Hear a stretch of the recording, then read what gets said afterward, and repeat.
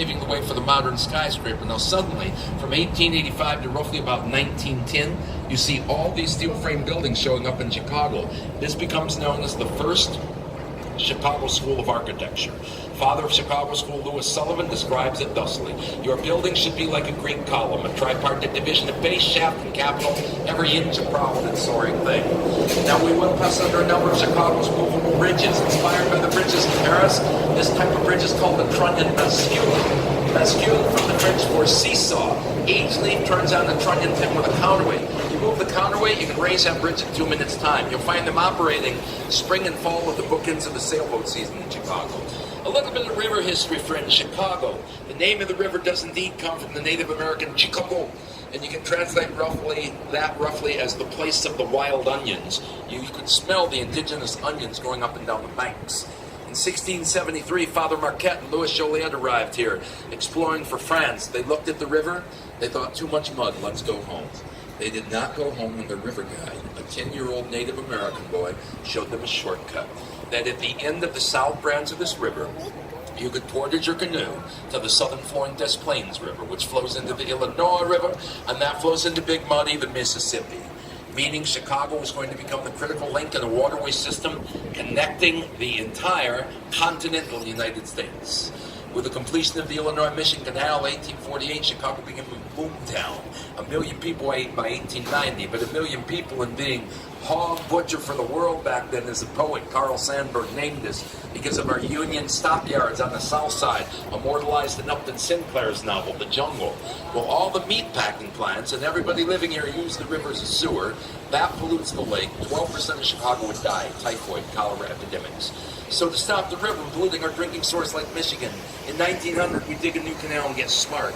The Chicago Sanitary and Ship Canal was dug so deep off the south branch of this river that using gravity as an aid, we caused the Chicago River to flow backwards. Yay.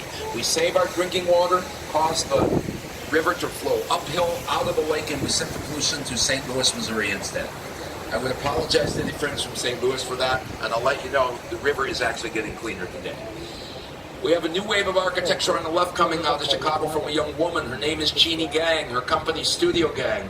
Her Vista Towers are going to go up to 1,191 feet. That will make it the tallest building in the world by a woman-led architectural firm. And I think she'll take that title away from herself, because she won it for her 859-foot Aqua building. This is the building that put Jeannie Gang, Studio Gang, on the map. The building behind the triangular Swiss Hotel, the one that looks like a wave. Now, Louis Sullivan would say form follows function. Well, the function for Jeannie was that every one of those hotel condo floors have a unique view of Chicago. So she worked from the outside in. She'd find a view like Millennium Park, and then using models, point a laser pointer from the park to her building. Now, if the laser went right in the window, everything's copacetic.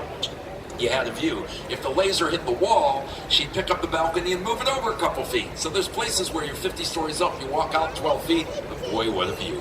Form follows function. If you would like to see our bridges open, come back and visit us a little bit later in the fall. That usually starts sometime in October, every Wednesday and Saturday. All those sailboats that you'll notice out in the harbors, it's easier for them to put their mast down once they get to their dry docks. A very intriguing building on the right with an almost mosque-like Moorish yellow Corinthian dome. This is the Hotel Intercontinental, which began its life in 1930 as the Medina Athletic Club, a project of the Sons of the East, the Medina Shriners. Hence its esoteric design. Originally, they were going to use that dome as a landing pad for airships, zeppelins, kind of a steampunk thing was going on. But then you remember a little thing called the Hindenburg? Yeah, the dirigible fell out of favor. They never used it as a landing pad. Now, the Chicago School would influence the birthplace of modern architecture, the Bauhaus, which was a really famous art compound in 1920 Germany, long before it became a late 80s post-punk industrial band using the same name. The third director of the real Bauhaus, Ludwig Mies van der Rohe, came to Chicago in 1938 to spread the modernist aesthetic around the globe. The Fidelity Building is a great example of that glass box modernism Mies was known for. Highly articulated structure, attention to detail, but what's lacking? There's no decoration allowed, no ornamentation. The modernists were utilitarian and functional, express your structure, nothing else. If I put decoration on my building, modernists would scream at me, you're being bourgeois, superfluous, dishonest, they kick me out of the modern club. London can have Big Ben, Paris, it's Eiffel Tower. I'm a Chicago. I'll take the clock tower of the one and only Wrigley Building, 1921. The North Face added 1924. And this was indeed commissioned by the chewing gum king, William Wrigley Jr., who premiered Juicy Fruit Gum during the World's Fair. So he brings the Beaux-Arts look downtown. The clock tower is modeled on the Spanish Renaissance, the 11th century Royal Tower in Spain. And we approach our Grand Boulevard, Michigan Avenue. We still call it Boule, Michigan, inspired by the Grand Boulevards of Paris. But let's take it to the bridge. What happened to the bridge? The bridge, you notice, was named Du Sable Bridge, as we honor our first permanent resident, the French-speaking fur trader from Haiti, Jean-Baptiste Pont du Sable, started a fur trading empire right about there by the Wrigley Building in 1779. Moving on to right was Spire, Adrian Smith's Skidmore Owings Merrill, 2009, the new second tallest building in Chicago, Trump International Hotel and Tower. It is 98 stories, 1,171 feet. Now that's not its entire height because the architect stuck a needle on the roof. And when you measure the tall buildings around the world, you turn to the council to rate them. The council sounds like a Monty Python sketch. They're called the Council on Tall Buildings in the Urban Habitats. And the Council on Tall Buildings recognizes spires as an organic element of design. The architect minted, so you include it in the measurement, and that takes the building up to 1,388 feet. We return to the Beaux-Arts influence of the fair when we look on our left at the Wrigley Building. Beautiful building with a cupola dome and the classical water tanks. Inspired by a 15th century Italian monastery, the Strozza de Pavia. It was built here for the diamond trade. Back in 1926, you'd drive your Model T filled with diamonds from Lower Wacker Drive right into the basement. Your car was lifted by elevator. You'd run up and meet it, retrieve your diamonds, run through the building like a happy squirrel. You felt safe. Safety was an issue. This was prohibition. Alcohol was illegal, but Chicago's never been dry. You could have a drink during prohibition by going to an illegal tavern called a speakeasy. Shh. Rumor has it there was one right below that. No, we're never able to prove that. Because speakeasies did not advertise. But isn't it interesting, as soon as they lifted prohibition, the Stratosphere Lounge legitimately opened in the very same space. Now on our right, the epitome of modernism from Ludwig Mies van der Eme Plaza, 1971. Have you ever heard Mises' famous expression, less is more? Modernism is called minimalism because think about it. You take away the decoration and you celebrate structure. Let's break it down real simple. Skeleton, skin, and space. Skeleton is the frame of the building. Skin is the glass curtain wall that you hang off the frame, the wall. And space, in the modern movement, almost always a square. Unless you were rebellious, like Bertram Goldberg. He was a modernist who didn't care for squares. And since 1962, Marina City Towers, in a curvular fashion, earning their nickname the Corncob Towers. And although Goldberg had studied with Mies van der Rohe at Bauhaus, he rejected boxes in favor of a circle to bring people together. He referred to this as curvilinear flower form, creating a core-like stem housing elevators and utilities, building the rings like petals from the base up. You'll also notice this is a complete city. Go inside, 4 restaurants, a bowling alley, a swimming pool, a bank, office space, George Jetson parking, and your living space upstairs. You see, Goldberg is working at the height of the 60s when most of the middle class is heading out.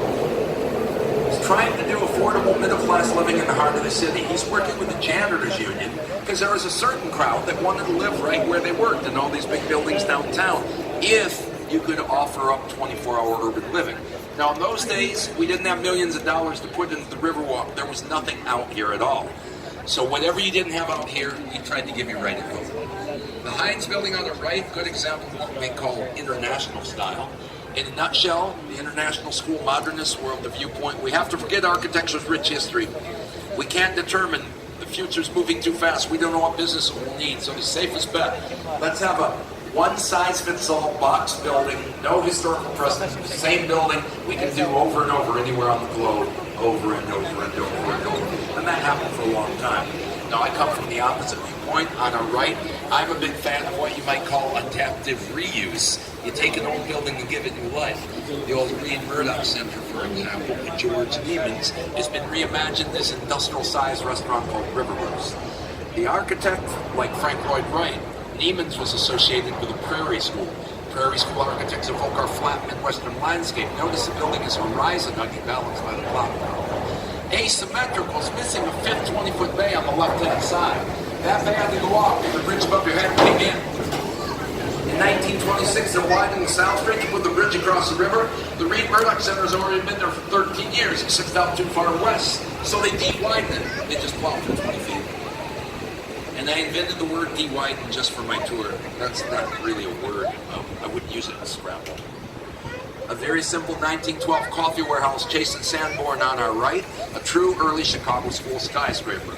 3 elements of a skyscraper to remember right here. We're still using them today. Number 1, support your building with a skeletal internal frame, and that leads you to number 2, big windows that let in natural light, once called a Chicago window in the building trades. The 3rd element is underground. How do you anchor a building in Chicago soil, which was carved out by glaciers and left a soft, loamy soil behind?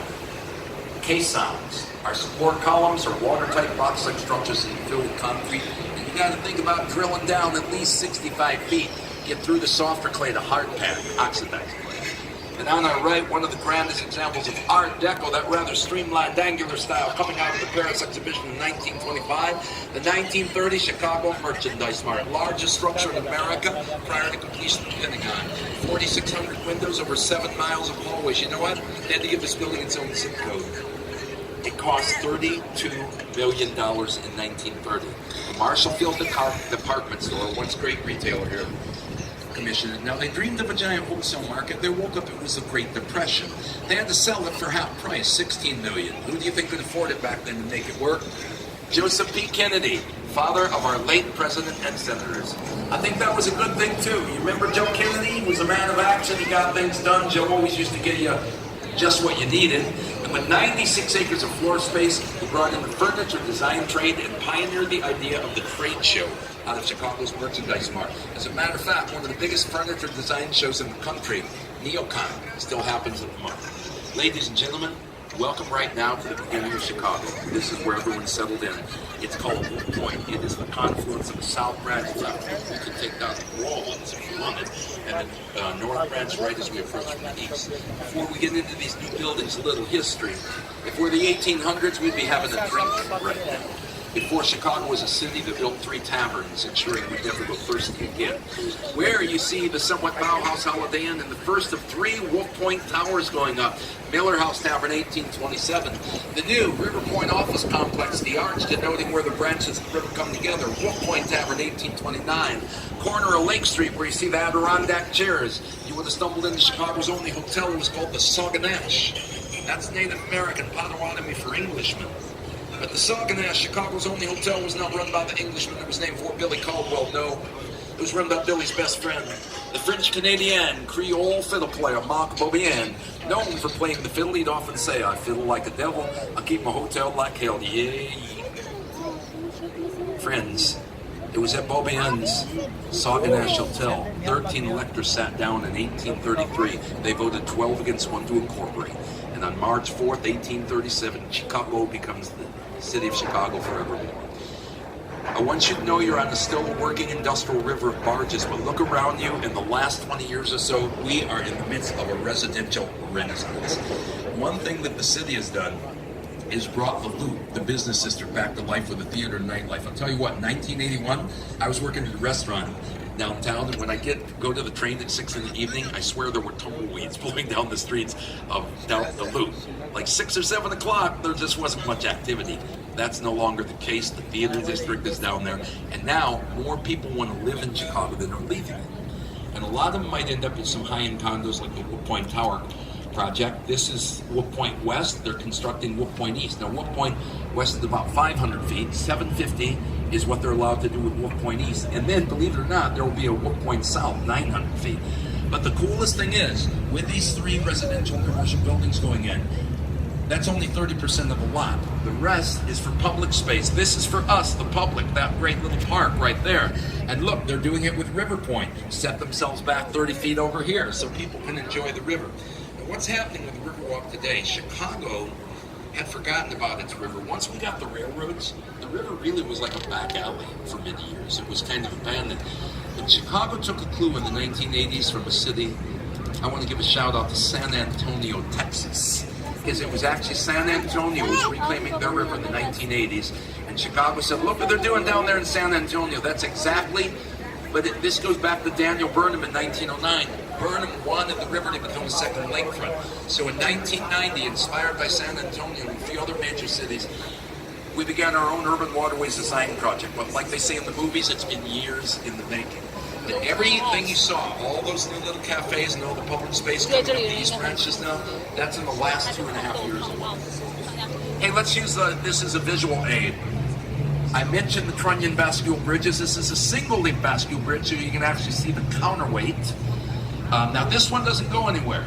It's fixed in place. It's raised and lowered once a year for safety. This is history. The Chicago-Galena Union Railroad Bridge from 1908 was still being used into the 1990s. Now we keep it around as a piece of urban art, so we can scare the people living over here at Fulton House. Harry Weiss, 1981. 3-foot thick walls. This building, before Harry converted condos, was the North American Cold Storage Warehouse, refrigerated for 70 years. And just like your freezer, Harry had to defrost it for a couple months before he could even punch the windows. Now in 1989, Harry Weiss went on to do what I think are the 4 coolest townhomes in Chicago. They're called the River Cottages. The third one sold for $2.3 million, I understand, very recently. Look at the triangular skylights that look like schooner sails, porthole windows like you'd find on a ship. Harry Weiss understood the river when he said, water is a magnet, it will draw people to it. I think Harry Weiss understood Carl Jung. That we human beings have a Jungian architecture brain, don't we? Longing for the sea, the original source, the blue, the azul. And if you don't have an ocean at home, my friends, there are days. Oh yes, my friends, I can tell you there are days when a river is all you will ever need. I'm going to leave you with that thought. Let's take a short break so everyone can use the facilities and go see Josiah, your bartender. You're on vacation, have a drink. Stay well hydrated as well. He has plenty of bottled water for purchase as well. But really try the top shelf, the vodka lemonade. That's what I'll suggest today. I'll see you shortly. We're going to turn the boat around and I'll join you as we head for the South Branch. But I'll be off mic, so if you have any questions, let me know.